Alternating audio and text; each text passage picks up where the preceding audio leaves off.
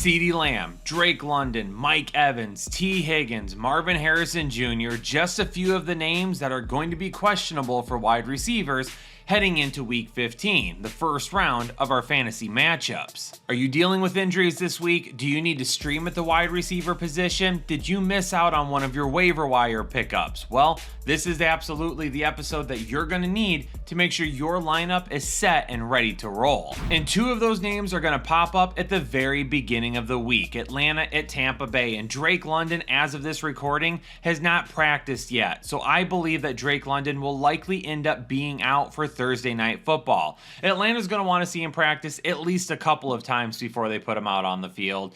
For Darnell Mooney, I'm going to skip on over him on a Thursday Night Football matchup. We've got some wide receivers that we can run out this week, and I don't want to waste a spot on a guy that hasn't done anything on Thursday Night Football. At one point in time, Emeka Egbuka was a must start, and it feels like after Chris Godwin has really picked up the last couple of weeks that he's become the must start on this team instead. Now, the numbers aren't crazy good for Chris Godwin, but over the last couple of weeks, he's had 78 and 55 receiving yards, and his targets continue to tick up every single week as well. As long as he continues to get that volume, maybe he doesn't give us a wide receiver 1 or even a high wide receiver 2 performance, but if we can get a solid floor for him, sometimes that's all you need, especially to kick off the week. If Mike Evans were to end up playing, we'll address that in the rankings episode, but as of right now, I think we need to see what we have with Mike Evans before we roll with him. Emeka Egbuka, if there's no Mike Evans, you can continue to run him out there if you want to, but the results have been disastrous so far. One note that I want to make on Egbuka, his 9 targets last week led the team. So it's not like they forgot about him. Unfortunately, those targets just haven't been turning into fantasy production recently. Cleveland at Chicago. Is Shedeur Sanders the real thing? We saw some of that last week, and he's got another solid matchup this week. The wide receivers are facing the Chicago Bears secondary, who's currently allowing the 4th most fantasy points per game to opposing receivers. And it's really hit or miss with Jerry Jeudy. Back in Week 10, he was the wide receiver 12, then did absolutely nothing for 2 weeks, and then was the wide receiver 12 again last week. But it's all about those big plays and those big touchdowns for Jerry Jeudy. If him and Sanders can connect on at least one of those plays, then he could find himself as a top 24 option this week. Cleveland's defense is very good, and for whatever reason last week, they just could not stop the run against Tennessee. But here in the secondary, they are still allowing the 4th fewest fantasy points per game to opposing wide receivers. DJ Moore, after last week with no Rome Odunze, I don't know how we can trust the guy anymore. So if you've been playing DJ Moore, regardless of what your gut tells you, I would be done with him for the time being. If you're going to look at any wide receiver on this team, I think we have to look at Luther Burden. Yes, it's not a very high ceiling every single week, but they're doing things to get him into the game plan, get him open and in open space. And if they can continue to do that, he should have a solid floor. He might only be more of a flex option than anything, with a little bit of wide receiver 2 upside, but he's really the only guy that I think we can trust right now for these wide receivers. I know we all joke about how bad the Cincinnati defense is, but they only allow the 5th fewest fantasy points per game to opposing wide receivers. It's because teams are either running the football or passing to their tight end. So when you take a look at what Baltimore could do this week, a lot of it depends on Lamar Jackson and how often he connects with his tight ends. Jackson finally looked a little bit better last week. I don't think he's 100% still at this point, but he continues to get closer and closer.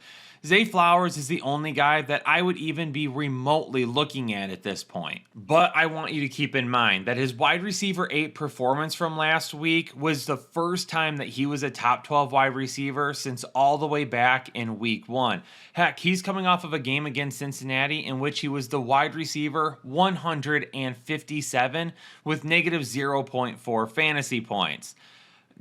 Take last week with a grain of salt. We've seen way more bad than good from Zay Flowers this year. Baltimore's defense still allowing the 10th most fantasy points per game to opposing wide receivers. And the last time these two teams met up, Ja'Marr Chase had 14 targets and turned him into 110 receiving yards. He's obviously going to end up being the main guy, regardless or not if T. Higgins were to play this week. T. Higgins being in the concussion protocol for the second time in 3 weeks, though, doesn't bode well for him being able to find the field this week. But when you take a look at the options around Ja'Marr Chase, you really feel like somebody would end up needing to be the next guy up. I don't know if I want to trust either of these guys during playoff week, even if there's no T. Higgins. If you're going to shoot for one of these guys, Mitchell Tinsley is more of a touchdown threat. He would be a guy that if we played him, we really need to have a touchdown from. Yandre Yoshivash would be more of a receiving threat in terms of overall volume. I don't think the volume would be that great. I think we'd be looking at maybe 5 targets at most, but he could end up providing a flex floor at best. The Chargers, coming off of a huge win against Philadelphia, now go on the road to Kansas City looking to end their season.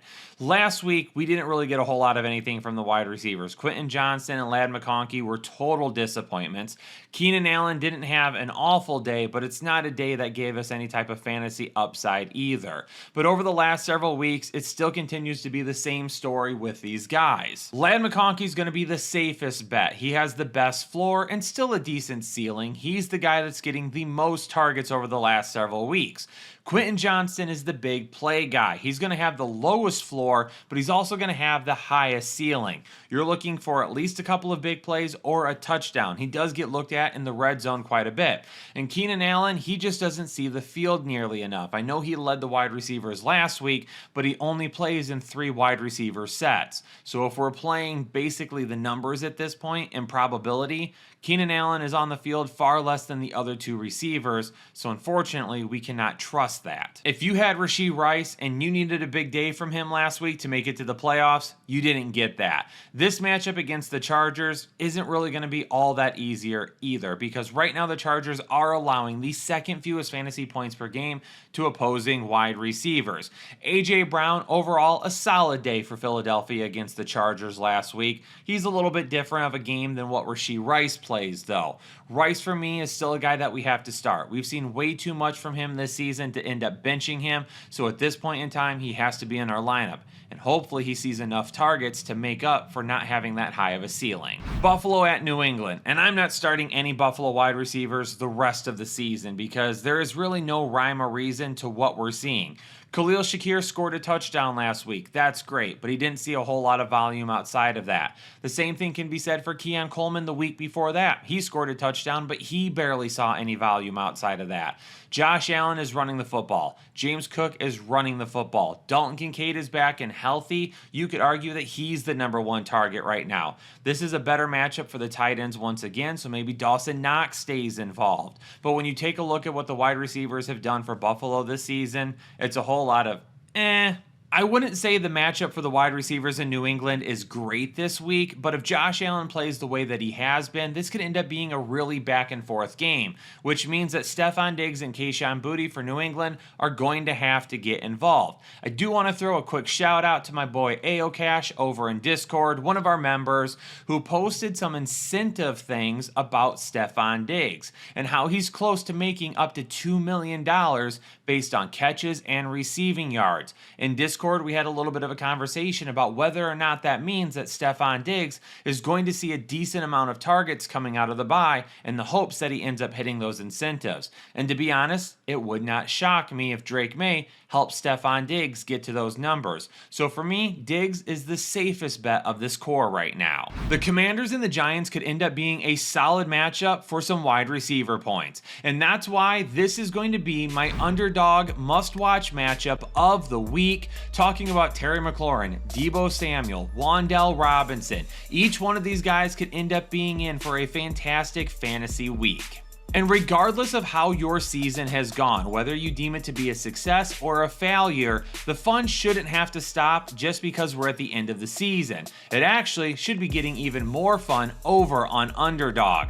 Maybe you've been very successful this season and you want to keep rolling some of that success over to Underdog. Maybe your season didn't go how you hoped and you want a little bit of revenge. You can do that over on Underdog. All you got to do is download the Underdog app. Use code HEADLINERS when you create a new account and deposit at least $10. When you play your first $5 game, you're going to get $75 in bonus games to play as well. And whether you need to redeem yourself or you just want to make sure a lot of your success continues through to the end of the season, Playing along with us over on Underdog is exactly how to do that. The New York Giants are allowing the third most fantasy points per game to opposing wide receivers, and Deebo Samuel's been a roller coaster this season, but you have to think that he's going to get involved this week. The same thing goes for Terry McLaurin as well. His big playmaking ability absolutely could be showcased this week against the Giants.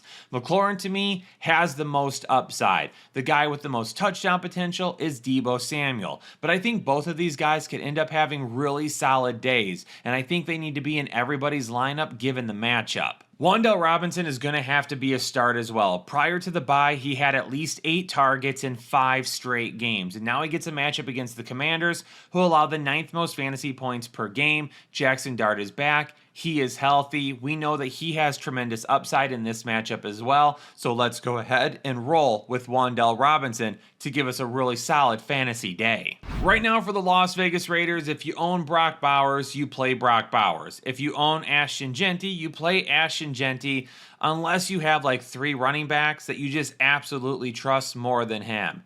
And if you own anyone else from the Las Vegas Raiders, including their wide receivers, you put them on waivers. Las Vegas is up to allowing the 5th most fantasy points per game to opposing wide receivers, and A.J. Brown has been on absolute fire. Since that whole ordeal where he got mouthy in the media and definitely told everybody how displeased he was with the offense, he's been targeted like crazy. But here's the thing. Take a look at the targets. That happened before Week 11 going up against the Detroit Lions. Since then, he's had 11, 10, 12, and 13 targets. But here's the kicker. They only beat the Detroit Lions 9-16 and needed a little bit of help to do that. We won't go there. Then they lost to Dallas, then they lost to Chicago, and then they lost to the Los Angeles Chargers. So at this point, yeah, A.J. Brown is getting his work, but it's not helping the Philadelphia Eagles win football games. So you got to wonder if they're going to pull the plug on getting him all that volume because he's just been very selfish at this point.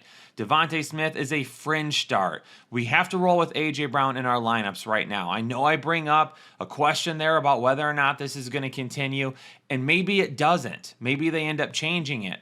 But based on what we've seen so far, you have to continue to roll with it at this point. Devontae Smith, if you're rolling with him, you're just hoping that some of that volume can transition over to him and he can hit a big play or two. For the Jets in Jacksonville, the Adonai Mitchell excitement was great while it lasted, and there was a lot of fantasy owners that tried to utilize him last week. And I don't really blame you, but at this point in the season, we haven't seen nearly enough from a guy who hasn't been on this team all that long. He has big playability, and we've known that since he was drafted by Indianapolis. And he's going to hit some big plays every once in a while. But I don't think at this point in time, given the carousel of quarterbacks that the New York Jets have had, that we should be relying on any wide receivers unless Garrett Wilson were to return this season. And the Jets are still allowing the 10th fewest fantasy points per game to opposing wide receivers. So even though they traded Sauce Gardner, they've held pretty steady on how many fantasy points they have been allowing. Now, they do allow the 3rd most fantasy points per game to opposing running backs. So it's clear that teams are opting to run against the New York Jets. But for this week with the Jacksonville Jags, we have to keep playing Jakobi Meyers. He's been way too solid to even consider sitting at this point. Maybe the ceiling isn't as high as we would like, but we have to keep rolling with him. Brian Thomas Jr. is going to be a fringe start. We saw a little bit of life from him last week, and maybe coming out of the injury and the fact that Parker Washington is banged up is going to give Brian Thomas Jr. a little bit of freedom to break open some big plays. But all of the volume that we saw from last year, I don't think that returns anytime soon. So while his ceiling might still be solid, his floor is really tough. Arizona at Houston, and Houston's defense is suffocating. We saw how good they did last week against Kansas City, and they have shut down plenty of very good wide receivers and running backs and tight ends and quarterbacks this season. They allow the fewest fantasy points to quarterbacks, 9th fewest to running backs, 3rd fewest to wide receivers, 5th fewest to tight ends. It's been a while since I feel like I've seen a defense that is this good in terms of overall stopping fantasy points against them. Now, Michael Wilson has been an absolutely huge waiver wire addition, while Marvin Harrison Jr. has been out. But this matchup is not great. And as of right now, we don't know about Marvin Harrison Jr. So even if Marvin Harrison Jr. were to miss again this week, I think we need to list Michael Wilson as a fringe start, because while there's going to be plenty of targets, I don't necessarily think we're going to see the output that has come as of recent because of the matchup. If Marvin Harrison Jr. were to play, at that point, I think we have to really consider potentially sitting Michael Wilson, because when Marvin Harrison returned for a short stint a couple of weeks ago before getting injured again, Michael Wilson had seemingly disappeared. Jaden Higgins has not been awful for Houston, but at this time of the year in the fantasy playoffs, unless it's a really, really good matchup, I don't really see a ton of risk in needing to start him. Nico Collins is going to be a start. We know he's the big play guy. He should see the most volume. Jaden Higgins is going to see probably anywhere 4 to 6 targets a week, and I think he's going to have a little bit of touchdown potential from time to time as well. But in this matchup against Arizona, it's not a matchup in which I really feel like we have to try and risk it for Jaden Higgins. I could see Houston easily winning this game, and if that happens, they may only need to throw the ball like 25 times. Also, it's a little bit of an easier matchup for the tight ends than the wide receivers, and it's a much easier matchup for the running backs than the wide receivers. They could end up running the ball an awful lot, and Dalton Schultz could end up being the number 2 target this week. Christian Watson is heating up at the right time, not just for the Green Bay Packers, but for those of you that needed a shot in the arm for your fantasy team as well. But unfortunately, he is going to be running into a very tough matchup this week against potentially Patrick Surtain and the Denver Broncos, who allow the 8th fewest fantasy points per game to opposing wide receivers. Christian Watson has been fantastic in 3 of the last 4 games. He's been a top 12 wide receiver in 3 of the last 4 games. He's got 5 touchdowns over the course of the last 4 games. He's got 80 receiving yards in each of the last 2 games. Everything is looking up for Christian Watson. Outside of Christian Watson, it's really about spreading the ball around to several different players. Not just the 4 wide receivers that come after him, but also running the football and Luke Musgrave at the tight end position as well. Christian Watson can only be a fringe start this week. It's going to be a terribly tough matchup. The thing is that a deep touchdown or a deep play or a couple of them could strike at any point in time. And if that happens, he's still going to be fantasy viable, but he's going to be very risky this week. By and large, the Denver Broncos wide receivers continue to be a majority of a disappointment. Right now, when you take a look at what they've done, Courtland Sutton is really the one guy that you want to try and start. But even over the last several weeks, what has he done for us? He was the wide receiver 15 in week 13 against Washington because he scored a touchdown. But outside of that, last week he was the wide receiver 26. Before the bye, wide receiver 32, 58, 30, 37. He had a couple of wide receiver 18 performances. Right in the middle of that, he was wide receiver 84. So far this season, he has 2 games inside the top 12. He has an additional, 4 games inside the top 24. That's just not cutting it, because he's either giving you a decent wide receiver 2 floor or he's giving you absolutely nothing. And that is really tough to try and start on a fantasy basis. But then you got a guy like Troy Franklin, who before the bye seemed to be taking over as the wide receiver 1. He had a better ceiling and a better floor than Courtland Sutton. But now over the last couple of weeks, they're getting Pat Bryant more involved, and Troy Franklin has seemingly disappeared. If you need to start one, clearly it's got to be Courtland Sutton at this point. At least he's seeing a decent amount of targets. He has 10, 6, and 8 targets over the last 3 weeks. Hopefully that continues this week and he can put together at least 60 receiving yards. I gotta tell you, I was not expecting Amon-Ra St. Brown to play last week, and I certainly wasn't expecting him to look as good as he did. But hopefully you went with the mantra, start your studs, which is something that we talked about in Discord before the game happened. When we found out that Amon-Ra St. Brown was playing, I told everybody, hey, I don't know if I trust this, But in my 2 fantasy leagues, I'm absolutely putting Amon-Ra St. Brown in, and it ended up working out. At least now he's had a few extra days to rest up. Going up against the LA Rams this week, it's going to be a tough matchup. They're going to have to get the ball out quick, and when you do that, Amon-Ra St. Brown is really the main guy that you're going to be looking at a majority of the time. Jameson Williams has been playing much better, but he still has a really low floor and a really high ceiling. It's tough to get him involved in your fantasy lineup, but if you're at a point this week where you're maybe playing the number 1 or number 2 team, you don't have that much of a shot, you're aiming for upside, that is when we would take a shot at a guy like Jameson Williams. I think that there is an opportunity for Puka Nacua and Davante Adams to absolutely tear apart the Detroit Lions defense this week. They're banged up in the secondary. Now they've lost Brian Branch for the rest of the season. Kirby Joseph is still hurt. Terrion Arnold is out for the rest of the season.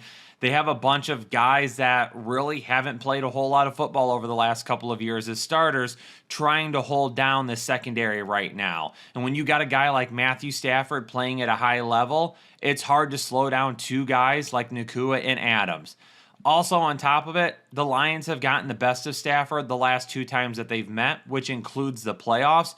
So don't be shocked if Stafford wants to put up a ton of points this week at home. For Carolina at New Orleans, we have 2 guys to talk about for Carolina. And we'll talk about Jalen Coker to begin with because I think he has the most questions.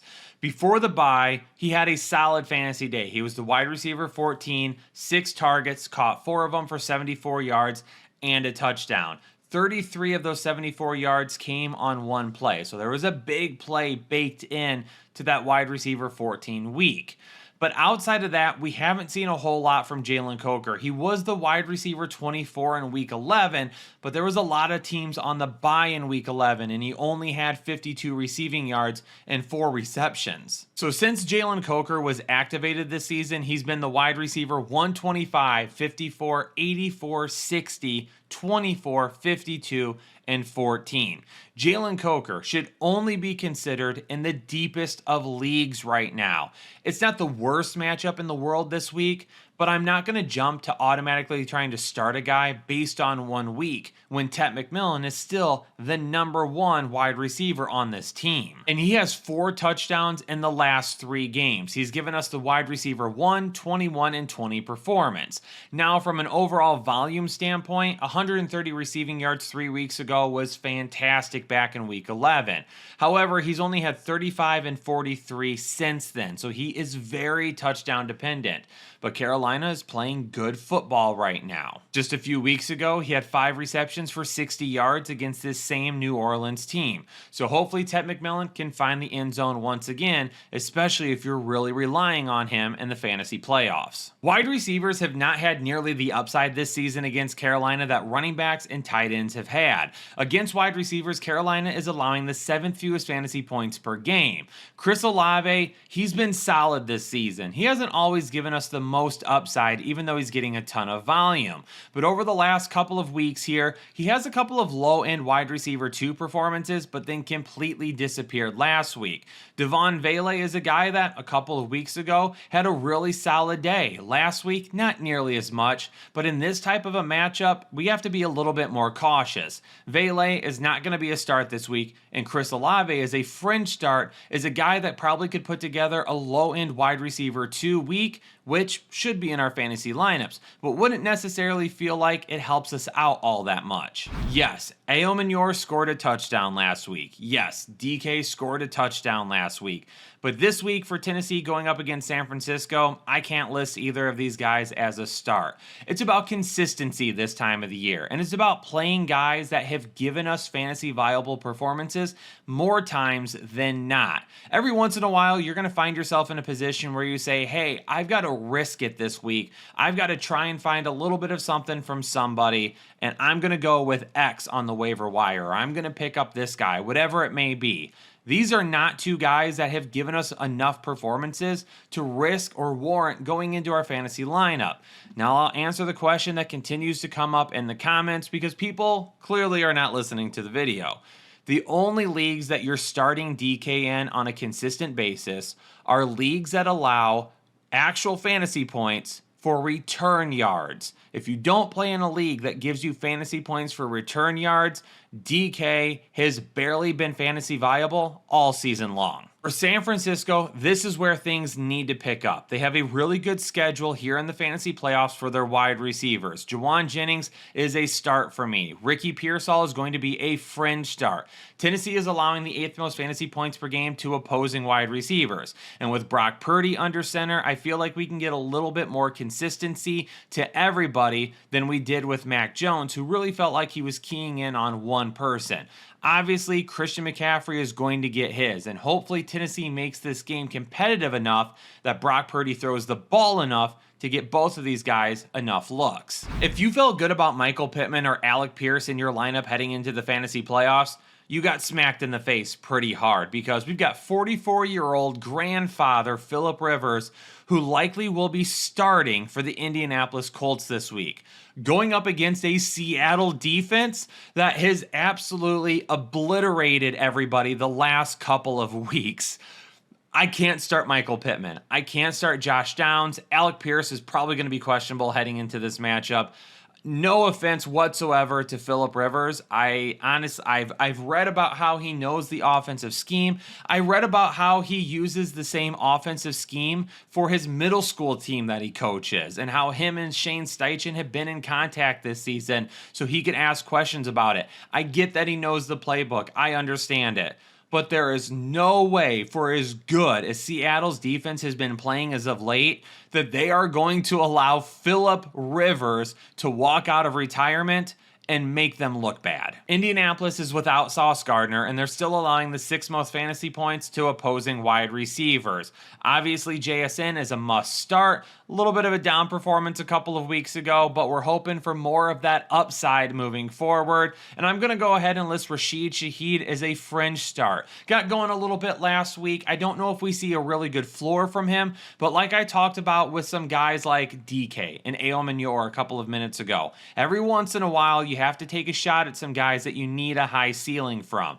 Rashid Shaheed would be one of those guys. Minnesota's getting a great matchup against Dallas, who allows the most fantasy points to opposing wide receivers. And even though JJ McCarthy had a fantastic game last week, a majority of those looks were going to his tight ends. Is that by design? Is that something that we should expect moving forward?